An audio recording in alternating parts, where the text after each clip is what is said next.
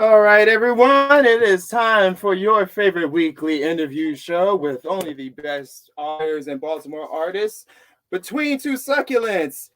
And now, his host introduces himself this week, Shad Butts.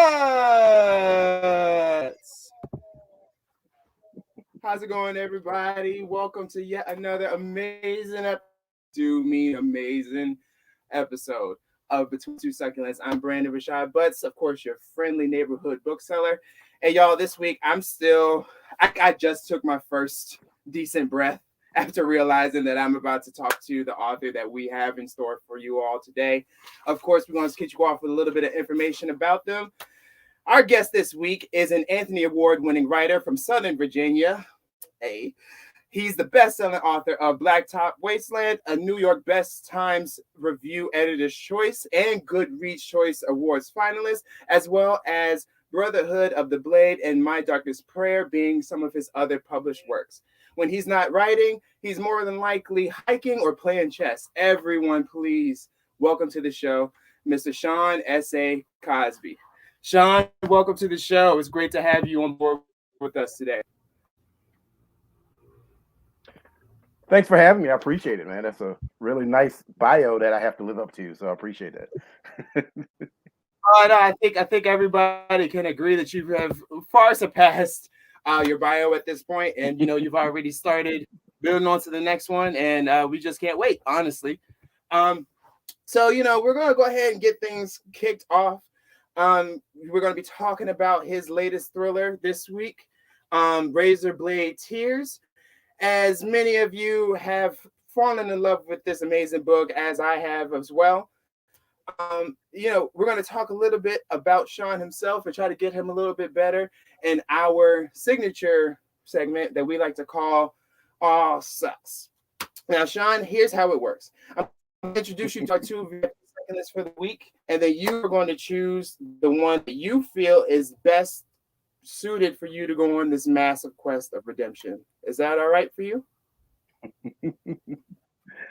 Yeah, that sounds interesting. All right, cool. All right, so let's go ahead and get started. So first off, what we have is going to be our pin pushing peperomia. The pin pushing peperomia is a small succulent perennial species native to Peru and the rainforest of South Africa. The scientific name peperomia refers to its connection to the pepper plant. Other names include the happy bean. The pin-cushion peperomia grows to about 12 inches tall, features narrow, slender, and juicy lime leaves, but it can't be kept in direct sunlight and humidity because it can't tolerate that at all. It prefers indirect and lots of humidity. So that's our first option. Second is going to be the Ferris Washboard. Ferris Washboard is a charming, compact succulent native to southern Africa. Ferris Washboard features a rosette of triangle with distinct ridges. These distinct ridges resemble the texture of a washboard and given its nickname. The leaves create a spiral effect that create a quite dizzying look when you take a shot at it from above. The plant produces flower clusters in the summer, but the flowers are not all that showy. All right, Sean. So which one would you go with today? The Ferris Washboard or the Happy Bean? I think if I'm going to have to march up the hills of Mount Doom, I'm going to go with the plant, the one from the motherland. So I'll go with the washboard. I think he'll have my back a little better if we got to fight Gollum, and I won't get my finger bit off. Right. Listen. Yeah. Definitely gonna have your back. You won't be alone with this one on that end for sure. Yeah. I love that reason. That's kind of perfect reason. I love it. Cool. Thanks for playing along with our little. Thanks for playing along with our little segment there. But now we are going to get into this book. If you give me just 1 second. Okay. So, again, I've been saying and have been excited and have been looking forward to talking to you about this book specifically because I truly, truly enjoyed this book, and it is currently my number one book. I have to say, I'm so sad that I'm pretty short because you've given us so much to look into with this novel, Pursuit of Vengeance, Blood Being Thicker Than Water, definition of a good father in a hopeless land. I mean, it's so many good subjects that you tackle.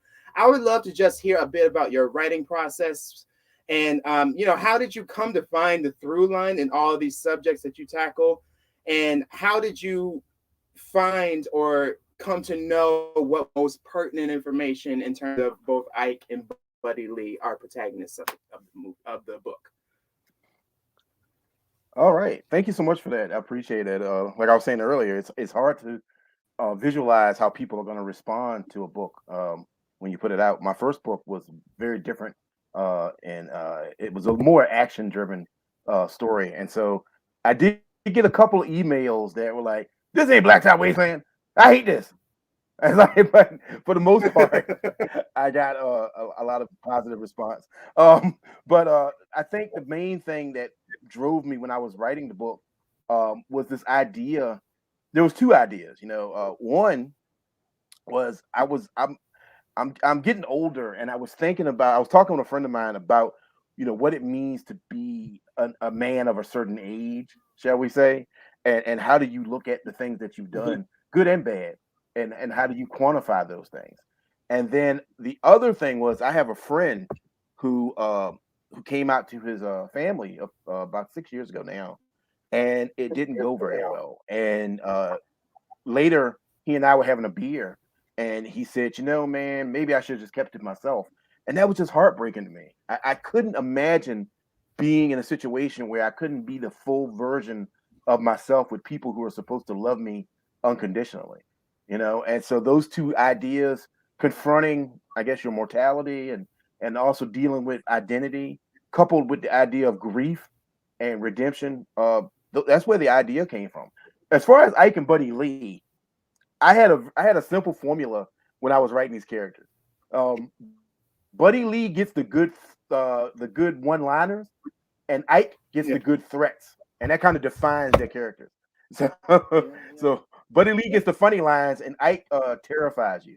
So that was kind of the guideline for me as far as those characters. But seriously, it was interesting creating these two characters from very different backgrounds, but also that had so much in common. Coming from, I'm a country boy. I'm a ashy knuckle country boy from the Virginia lowlands, and so there's a connectivity, a sense of there's a sense of community that comes from living where I grew up at. And so I wanted to talk about the things that I have in common with my fairer skin fellow citizens, and the things that are different. And so I used the structure of a crime novel to kind of talk about those things.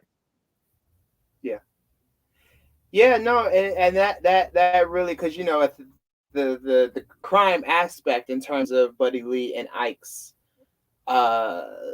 choices and things that led to certain parts of their past,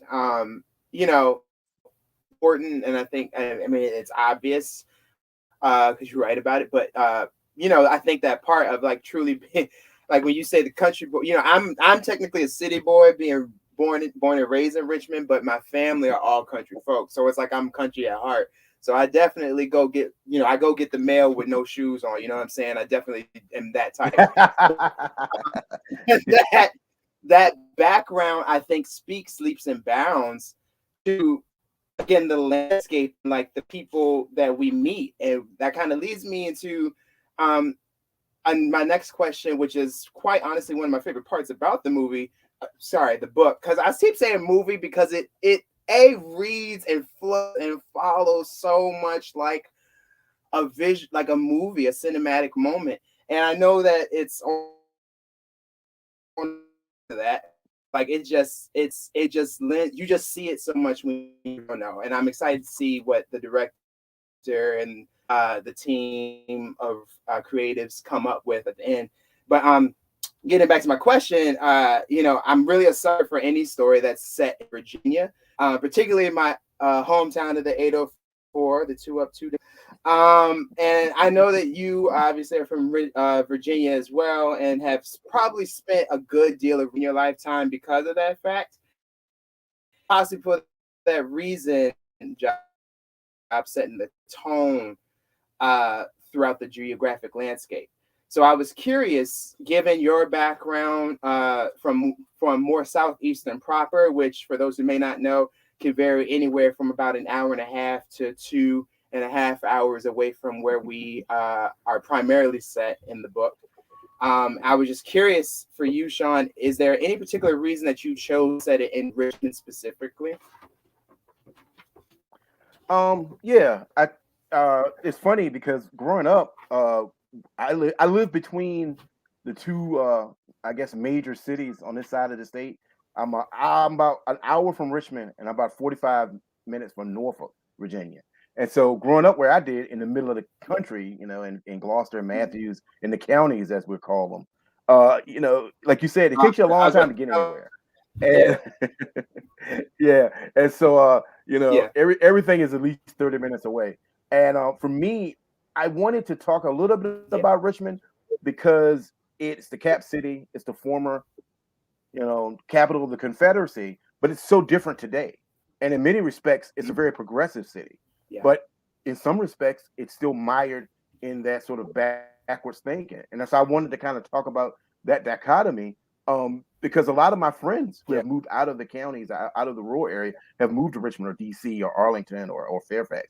And so I kind of wanted to take yeah, Ike and Buddy Lee, these two very, very, country rural characters, and sort of just kind of dip their toe as, these fish out of water and make them navigate that area. But a lot of the story does also take place on their home turf. Anybody that reads the book, the conclusion is down in the woods where nobody can hear you scream. yeah. And so I kind of tried to balance that in the action of the book. I wanted to present, and I love Richmond. I like Richmond. I hang out in Richmond. Even before even with the pandemic, I still love going up there. It's a place where I like to go and hang out and have dinner and stuff like that. And so I wanted to kind of talk about that at the same time, still being true to my my single lane blacktop road roots. So and I love Virginia. Virginia is my heart and my home. Like you said, it's two up, two down all day long. So I All day. always will rep the 804 and the VA. Yeah. Yes, yes, hands down. And I appreciate that because it is you truly caught, again, the nuances of how it felt so familiar, but it felt familiar to the 8 or 9 year old me, the one that saw like the strip malls that were probably on their last leg, the ones that had the mall like Cloverleaf Mall or other malls that saw half shut down, like Fairfield. You know what I'm saying? Like the half shut down, like you grasped the right colors of the city, and I think I couldn't help but feel that there was intent behind that, and it was amazing. Sean truly created a book for us that shows the mess and painful statement that love wins. So I think that really, Sean, you're the perfect person to go into our next segment that we like to call the lightning round. Now, how that is going to All work is right. I'm going to ask you 3 questions regarding your book. And for everybody that's out there watching, if you guys comment, like, and participate in the conversation as well, that you win the potential opportunity to win the prize of all prizes, as far as I'm concerned, a copy of Razorblade Tears. And it's also available right at Chime City Books in case you might not be a winner, and that's all right. You come back every week, a different book, a different prize, another chance. Sean, are you ready to go into the lightning round? I feel like I fully prepared myself for this moment. Everything I've been doing in my life has come down to this. So I'm ready. I'm glad you know that, because I didn't want it to be a surprise. So I'm glad that you like have that wrapped around your head. All right. Perfect, perfect. All right. So question number one. What's the best bar that you've ever been to? Oh, ah, the best bar I've ever been to is a place called Peter Dillon's Irish Bar in Manhattan, in New York City. And the last time I was there was right before the pandemic started. And I gonna tell you how I started the night, but I ended the night doing shots of vodka with some Armenian gangsters while there was a mime standing on the sidewalk doing like mime stuff. And it was the most surreal moment of my life. and I love that bar. I miss it so much. I can't wait to go back. Yeah, but yeah, you haven't partied until you've partied with pissed off Armenian gangsters that have devastatingly terrifying tattoos on their arm. It's like, oh, what's that? Oh, it's a Grim Reaper holding a baby. Oh God, I gotta get the hell out of here. Oh,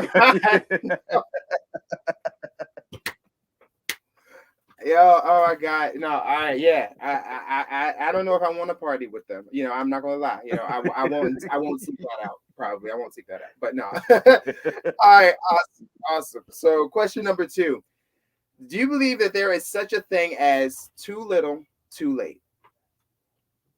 Oh yes, oh yes.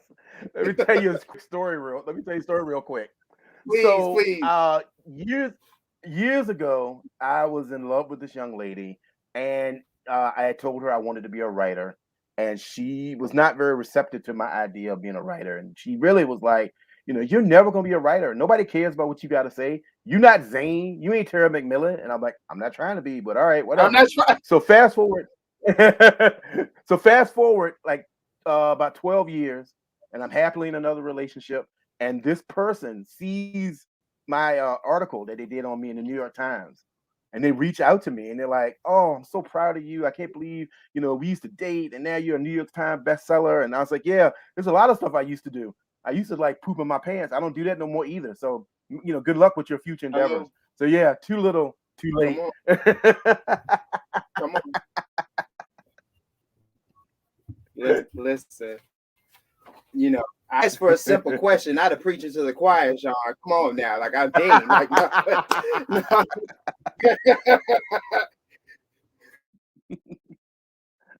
no. When you finally hit that come up, here they come, run it back, but. Oh yeah. All righty. Question number 3: what would you say to someone who's What would you say? What would you say to someone who's struggling to accept the truth that they believe greatly impacts their life? I think when you reach that point, and I think we all do, is that you have to understand that I believe everyone, and this isn't a religious thing. I think this is just the nature of the universe. Everyone has a thing in their life that they're meant to do. I've had a lot of jobs other than being a writer, and I wasn't that good at any of them. Being a writer is the one thing I feel like I'm meant to do.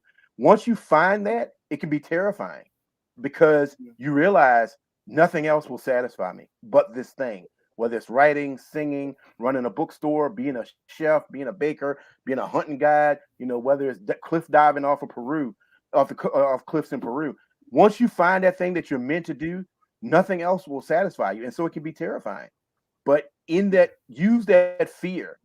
That fear is the bridge that you walk across that chasm of uncertainty, because it's better to go from here with wishing that with wishing that not. It's better to go from here having done it than wishing you had. Yeah, definitely. Just taking that plunge, that leap of faith, because that really is what it is. It's a leap of faith. You don't know what the outcome is going to be. I love that. I mean, and with that, Sean, you are going to be the winner of our lightning round. Thank you so much for participating.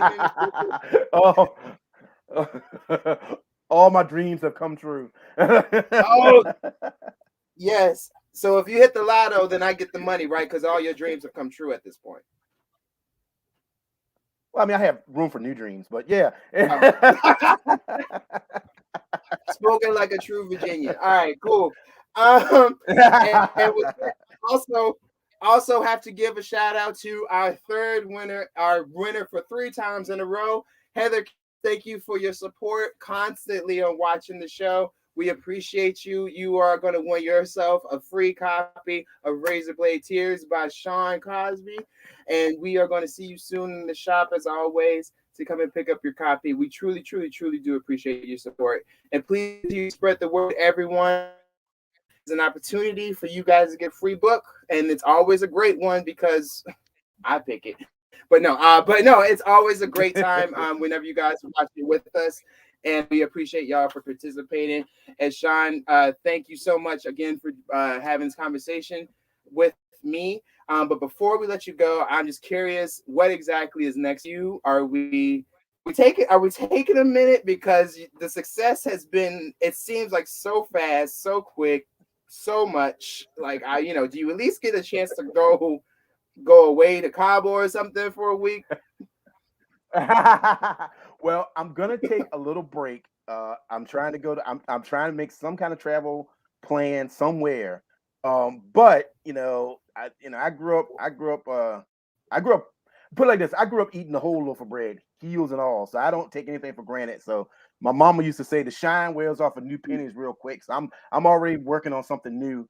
I've got a new book that I'm working on now, tentatively titled "All the Sinners Bleed."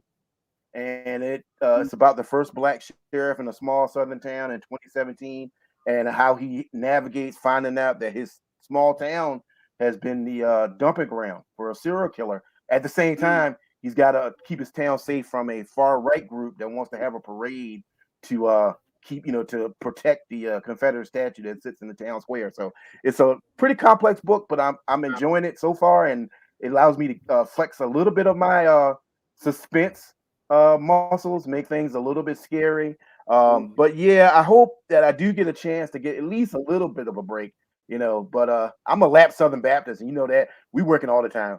We don't take nothing for granted.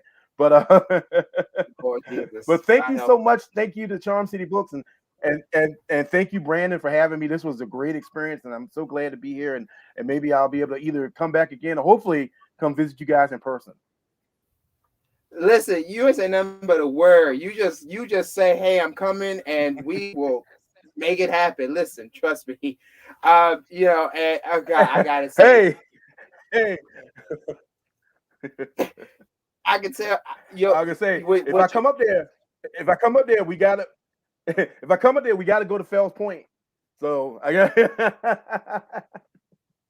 Boy, say less. Just come through. It's happening, man. Yes, absolutely. And I gotta see now y'all got two country boys on here because I'm still tripping over like all the statements that your mom said. My great grandma has said several of them. I just because my family's from Emporia originally, like Emporia area.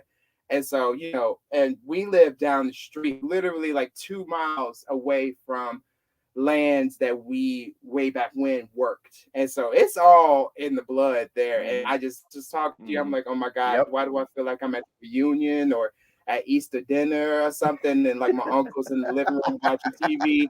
God, Lee. But it's perfect, y'all.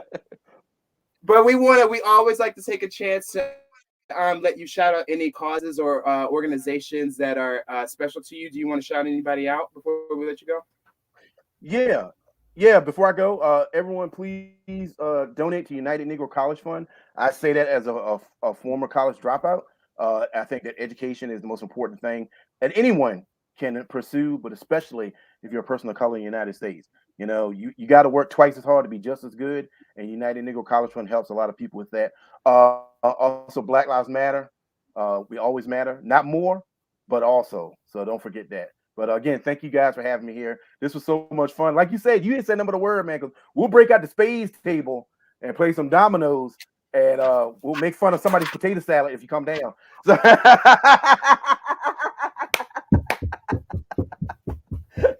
Y'all in trouble. Baltimore, y'all in trouble. No, but thank you guys so much for joining us. Shine has really written one of my favorite books of this year, and honestly, a book that I feel is a new template for the thriller genre. All of this compact in one amazing book that he calls Razorblade Tears, and it's available right here at Charm City Books right now. John, thank you so much again. We appreciate you. And to all of you that have been watching with us for this evening, we appreciate you. Come back again next week, same time, same place. Until then, take care of yourselves, get vaccinated, drink plenty of water because the summer ain't quite gone yet. It's been hot a little bit and I ain't been up for it, but continue to stay healthy and happy. And we'll see you guys next week. Take care. Thanks so much. Bye-bye.